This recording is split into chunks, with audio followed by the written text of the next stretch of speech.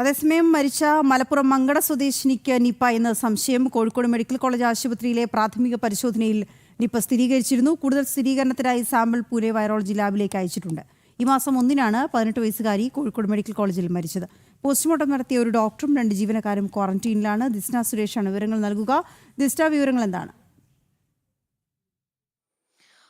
വീണ, ഈ മാസം 1-നാണ് 18 വയസ്സുകാരി കോഴിക്കോട് മെഡിക്കൽ കോളേജിൽ മരിക്കുന്നത്. 28-ാം തീയതിയാണ് അവർ ഇവിടെ എത്തുകയും പിന്നീട് മസ്തിഷ്ക മരണം സംഭവിക്കുകയുമായിരുന്നു. 1-ാം തീയതി മരണം സ്ഥിരീകരിച്ചു. ഇതുമായി ബന്ധപ്പെട്ട് നടത്തിയ പോസ്റ്റ്മോർട്ടത്തിലാണ് ഇത്തരത്തിൽ നിപ സംശയം സ്ഥിരീകരിച്ചത് എന്നാണ് നമുക്ക് അറിയാൻ സാധിക്കുന്നത്. അതായത് ഈ പ്രാഥമിക പരിശോധനയിൽ നിപ സ്ഥിരീകരിച്ചിട്ടുണ്ട്.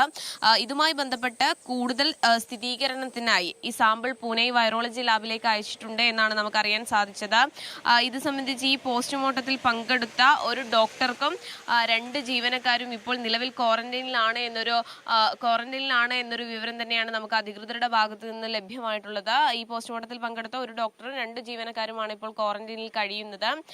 കൂടുതൽ പരിശോധനാ ഫലം വരണമെങ്കിൽ ഈ ലാബിലേക്ക് അയച്ച റിസൾട്ടും കൂടി വരണം. അതിനുശേഷമാണ് കൂടുതൽ സ്ഥിരീകരണം ഉണ്ടാവൂ എന്നതാണ് നമുക്ക് മനസ്സിലാക്കാൻ സാധിക്കുന്നത്. വീണ, ഓക്കെ, ശരി ദിസ്ന. ഇടവേള.